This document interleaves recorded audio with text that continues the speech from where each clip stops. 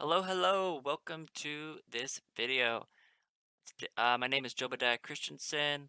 I'm a ninth age enthusiast. If you don't know what ninth age is, it's a tabletop miniatures gaming. It's based on the old game from years ago called Warhammer Fantasy Battles. Ninth age is a spin-off with a different rule set. Similar rule set, but different rule set. All right. Because of what's going on, I've just been playing a lot on UB Universal Battler. So what this battle report is just a reflection of a recent battle on Universal Battler. In this battle report, you can see I have the date. I played this battle on 11/1/2020, just a few days ago before I recorded this. And as you can see, also, it was a mere matchup. Anyone who's watched me knows I love to play Sylvanels, or at least that's who I primarily play.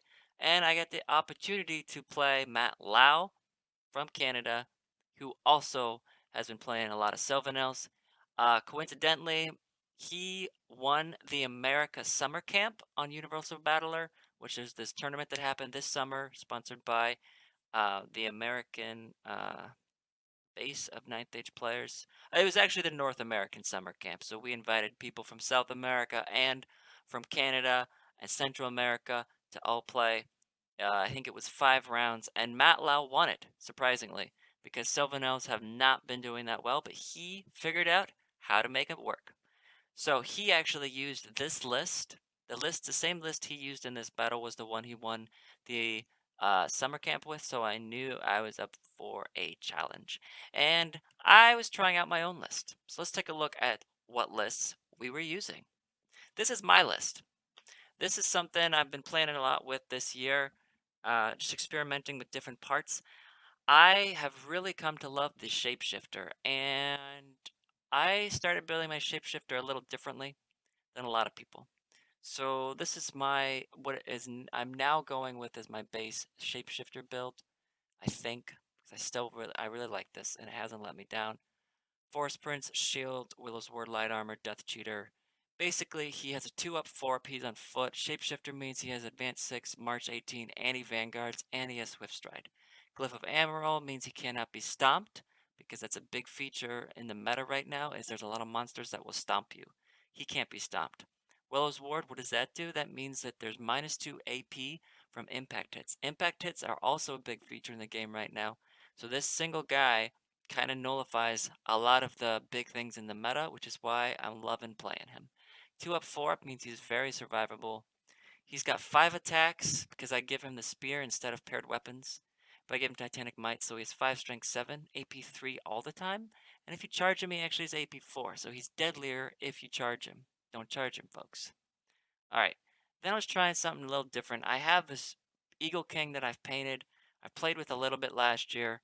I wanted to pull him back out.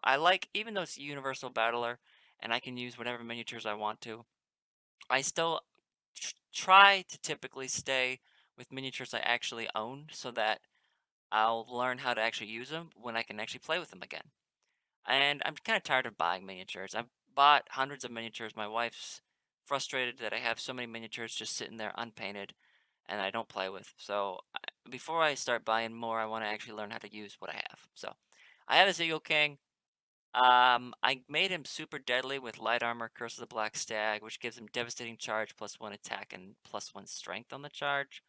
Lance gives him +2 strength on the charge. Kingslayer gives him +1 attack, strength, and AP if he's in contact with an enemy character. Horn of the Wild Hunt lets him re-roll a failed charge 1 time, or any unit within 8 inches of him. And Dragon Fire Gem because there's a lot of pyro going on in the world. Um, I'll talk more about him later. Druid Eel King, Shamanism Master with 2 Binding Scrolls. I've been playing a lot with Shamanism this year, and I actually really, really like it. Um, so that's what I'm going with. The 2 Binding Scrolls is actually new. I actually never used Binding Scrolls before, and I decided to bring 2 of them. Loved them. Highly encourage bringing 2 Binding Scrolls. Forest Guard with Banner Deception. Haven't really played much with Banner Deception before. Wanted to try it out because the rest of the list is able to move around a lot. I wanted to be able to have flexibility with my deployment.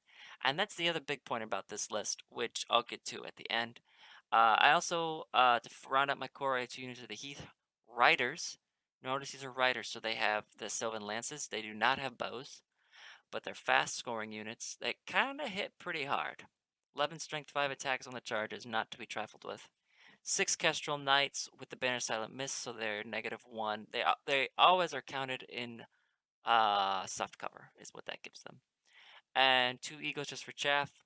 I started putting 2 Eagles in my list because I did just buy an Eagle on eBay. It was only $10. It was worth it. So now I do own 2 Eagles, so now I'm going to be putting 2 Eagles in probably all of my Sylvan Elf lists.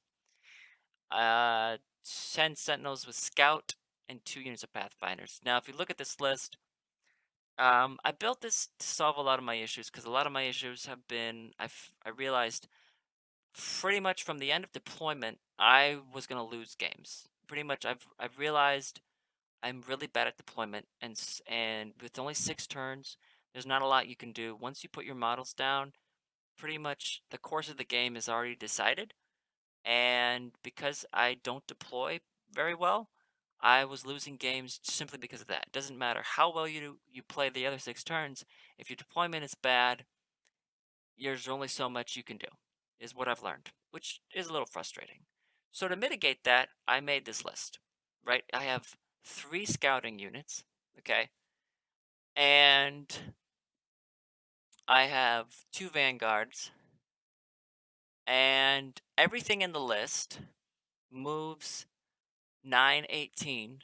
Everything marches 18, except for the Forest Guard have regular elf movement of 5, 10. But I can redeploy them, so it doesn't really matter where I put them. If I go first, I can redeploy them, so that helps mitigate my deployment. And everything else, there's a lot of flyers, and the Heath Riders can move 9, 18. The Shapeshifter Vanguards can go 6, and then it can march 18. So anyway, it's a very agile list, and yeah, those were my goals with it. And this is the guy I was playing against. He took the elk build. He's been having a lot of fun with that. It's really beastie. He's got a druid as a master. Surprise, surprise. 1 binding scroll and heirloom, so he does have 5 spells. Thicket Shepherd with the BSB, which of course goes into these Thicket Beasts. You take a Dried Ancient also on dip, so actually hits 7 spells. Toxic Spores gives lethal strike to this Dryad block, so that was pretty deadly. 20 Sylvan Archers with Banner Discipline because he's general is the Druid, which is means he's only discipline 8, but the Sylvan Archers never panic, which is good for him. Just 1 unit of the Chaff. These Huntsmen are killer. 7 Pathfinders and 7 Sentinels. Scenario, we just rolled up random because we weren't playing in a tournament, so it came up King of the Hill and Frontline Clash map. 9. This is how we deployed. Um, I won the roll for sides, and I picked the top because why did I pick the top? Uh, oh, I know. I wanted to have this building in the middle of his deployment because I've learned from previous games that really messes up people. With Sylvanos, it doesn't mess up people so much, so I don't know if I should have picked the top or not, but I did. It was also King of the Hill, and I chose this wall. I figured it'd be pretty easy to defend. And he chose the water, which to me actually seems like a strange choice, and I'm not 100% certain why he chose it, but whatever. Uh, this is actually so he dropped to go first, and then I deployed. So I didn't really get to use my banner deployment, and a lot of my because he dropped everything first, a lot of the ways I built my list didn't really matter so much. So he deployed this way. His Dryads are obviously defending the objective. He's obviously going to send his Thicket Beasts to score my objective. And then he's protecting his flanks with Wild Hunters. Sentinels here. We didn't put Pathfinders down yet. Wait, where's his Pathfinders? Oh, here they are. So they already moved. Oh no, he scouted them. That's right. His Pathfinder scout, he scouted and he just dropped them right here in front of me. Um, And this is after my vanguards too. So I put my kestrels here because I've realized I could vanguard and then get into his archer block and kill his archer and his general and his main magic, and that would turn the game. So I figured I'm gonna put my kestrels here. I'm just gonna move forward and just blow up his archer unit. And then I figure if I have my shapeshifter over here, the shapeshifter by himself can handle the thicket beast unit because it can't be stomped and he's kind of grindy with a 2-up, 4-up. So yeah, I figured I could just hold the flank with the shapeshifter. I figure once the kestrels kind of clear out the archers, I can push with my forest guard into the objective, and then I can outflank with my Heath riders through him and get into his dryads. Anyway, that was the plan. I just put my general and the eagle in the middle to try to zone him because I wasn't sure where his Lord was going to go, so I didn't want to dedicate myself too hard in either flank. Also, big issue with the eagle prince that I built is he only has like a 3-up armor save. He has no special save. So he's very fragile, especially to the shooting that I was going up against. Yeah. So that was that. And then I vanguarded this way. And my shapeshifter vanguarded here to kind of zone, make sure his Elk Lord didn't like pop up and outflank me. So that's why my shapeshifter's there. Alright. He advances like this. So now he brings his Elk Lord over here to prevent my kestrels from just getting into his line. His pathfinders drop back behind the wall for cover. And his thicket beasts just move up. Then he does magic and shooting. He actually didn't get any spells off. I dispelled one, and I think he was too greedy. He had bad rolls. He wasn't being greedy. He just had bad rolls, and he didn't get spells off. Uh, but his shooting worked wonders. I was really shocked. He killed. So let's see. Each kestrel has 3 wounds. So he did 6. He did 7. He did 7 wounds to my kestrels. Now, mind you, my kestrels are resilience 4, and they have armor 4 or armor 3, so they have a 4-up armor save. But the big thing that I thought would protect them is they have hard target, and I gave him the banner of silent miss so that they have soft cover. So he has a -2 penalty to shoot them. Did he care? No, he did not. He ravaged them.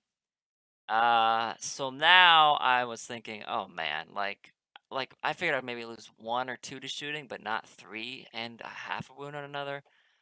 So that was a big bummer for his shooting. His Pathfinders also was funny. His Pathfinders behind the wall. Basically his Pathfinders and my Pathfinders were gonna shoot at each other the whole game. So he did 1 wound to them. There we go. That's my turn. What do? I charge my Kestrels in. I was thinking about just charging his the side here, but I decided that it would be better to just get rid of his chaff, and then I could overrun and get into his archers. I don't know if that was the right move. I also thought about charging his dryads, but because I didn't have 6, I didn't think I could win it. If I had a full unit, or at least 5, I think I could have destroyed his dryad unit. Because he made the mistake of putting them in the water, they're not steadfast. He was counting on them being steadfast, and then I told him on my turn they're not going to be steadfast. But because he had killed 3 kestrels, I didn't think I had a good chance. I don't know, you do the math. Anyway, so I went into his Heath Hunters, and then I just moved up because I figured if he tries to outflank my kestrels with the dryads, I'll just outflank and charge him with my Heath Riders, bringing my eagle up to get ready to chaff. And then I just move my shapeshifter around to the other side to kind of threaten his rear. Yeah, that's what I'm doing here. Shooting wise, not a lot happened. You can see I killed 1 Heath Hunter from Sentinels. Or maybe it was yeah, which was really bad. And I didn't really do much else. I cast Chilling Howl, which I'm not sure was worth it. I did Chilling Howl in his Pathfinders. And then I did get Totemic Beast off, but I miscast doing it. And I had 4 4s or something, or 3 4s. So the Totemic Beast got off, and then I had Amnesia, so I never got to cast it again. But my Totemic Beast did threaten his rear. So that was magic. And then we did combat. I, of course, killed his Heath Hunters and overran into his archer unit, which gives him a nice juicy flank for his dryads. Um, and then it's his turn. So what does he do? Of course, he charges his dryads into my Kestrel's flank. He repositions his Wild Riders to counter my Totemic Summon and to counter my impending charges here. I wasn't really thinking about the Pathfinders when I moved these guys up. I should have moved them in a way that he couldn't get out of their arc, and that was my bad. I just wasn't thinking about that at all. And then he decides his Sentinels aren't worth it. He's just going to move them up here to distract my Shapeshifter. Then we do Magic. What does he do? Yeah, he heals back some Dryads because I let Throne through. It's kind of my basic standard thing. But I used Binding Scroll, and I think I shut down Skin. So the funny thing was about this combat, I tried to kill his Dryad, and I did 1 wound. I was very upset. I couldn't kill him. His Druid, excuse me. I tried to kill his Druid. And I had 1 Kestrel left, the champion, but I didn't break. I held, which was remarkable. I think I needed like a 4, and that's what I rolled. I had to roll like a 4 or 5, and I rolled that. So I held, which I did not expect at all, and he did not expect at all. So then it's my turn. Oh yeah, his shooting. So he shot at my Pathfinders real bad. He did a reform on his archers. My turn. What do? I, of course, put my Shapeshifter into his Sentinels just to get rid of them. Pushing up my Forest Guard here. I charge both of my Heath Riders into the flank of his Dryads. And looking back upon the game, I think this is where I made a critical error. I should have charged my Eagle Lord into the Dryads as well. And I didn't. Yeah.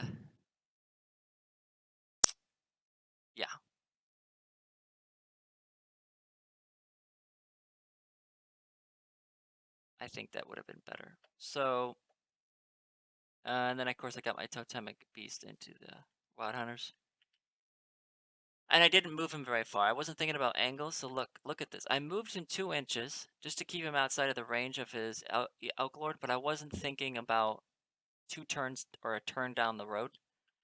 Oops. So the angle I had on him was like this, and that was bad. I should have shifted him the other way. Of course. All right. So my Eagle or my Heath Riders do a couple of wounds, and I managed to break his Dryads. What did I do? Why did I lose a unit?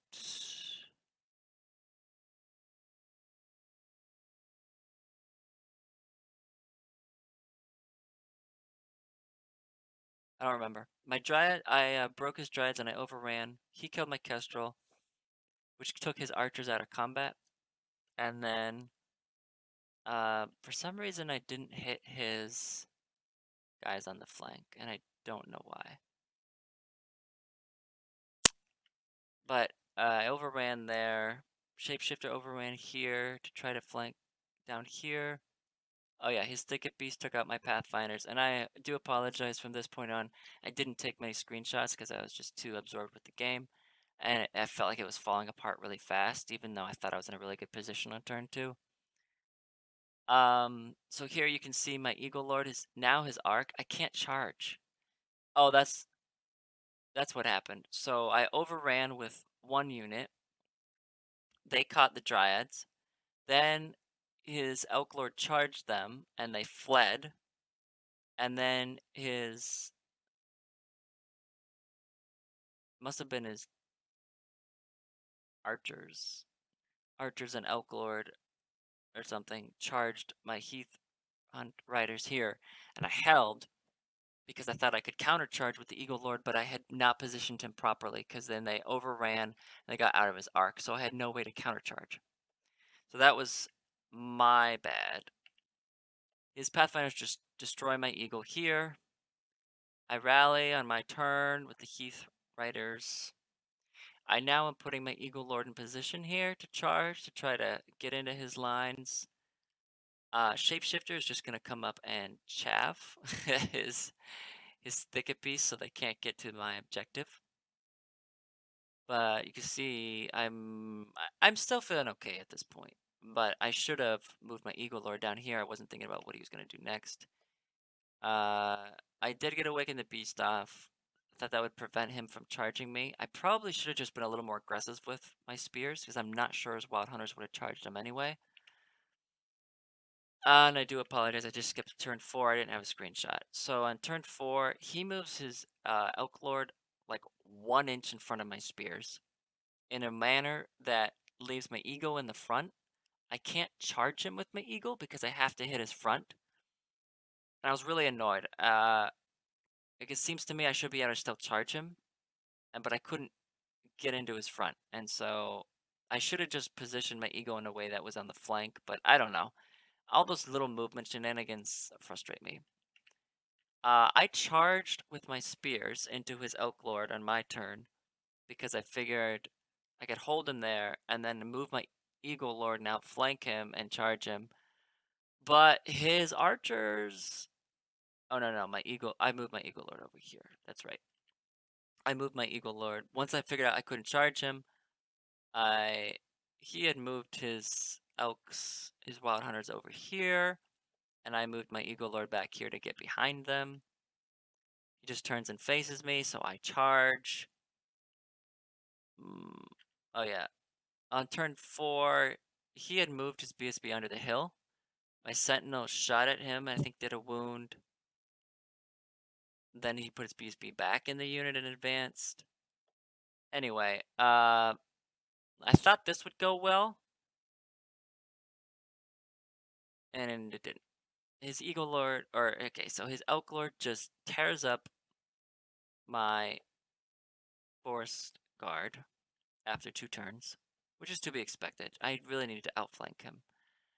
And then, of course, it sets up a charge. He's able to just charge into my Sentinels by turn 6. My Eagle Lord could not kill a unit of Wild Hunters. They actually killed him. Because they're strength 4, and he's only resilience 4 on the Eagle. So that was disappointing. I was really frustrated about that. And so then, at this point, my Shapeshifter did grind down. He killed his BSB and grinded down the Thicket Beast, but wasn't able to kill the last one. So here it is stating I did prevent the objective by the end of the turn game. It was a 5 to 15 on points because I did prevent him from winning objective, but I was pretty disappointed. So I know I played a little too aggressively on turn 1. I always play too aggressively when I try out a new list. In hindsight, I mean, the list is meant to be played aggressively. It has all this high movement. The shooting is really just there to eliminate chaff. But maybe I shouldn't play so aggressively.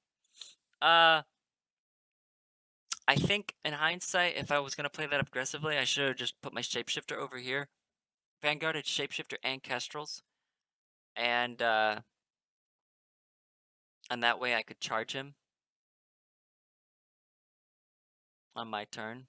Although yeah, because I could have got my Shapeshifter into his archer unit too. And I don't really care if the Shapeshifter gets charged by the Elk Lord. Because I'll go before the Elk Lord, and I'll have AP4, which means he'll only gonna have a 4 pages save. That's the other thing. He's got a Destiny's Call on his Elk Lord, which he was rolling so many 4-up Aegis saves. Whenever I take Destiny's Call, I stopped using it because a 4-up just doesn't protect a Shapeshifter well enough for what I want it to do, which is why I went to Death Cheater. But Resilience 5 with a 4-up is very resilient, especially when he had Druidism. That's the other thing, I don't use Druidism. So, there we have it. That's the game.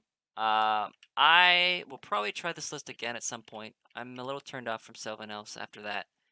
I thought that was like a new take on them, and I think I'll play it again, but I'm rebuilding the Eagle Lord, re-equipping him because it needs to have better saves. So I'm not exactly sure 100% how to do that. I think I came up with a list that's slightly different, but we'll see.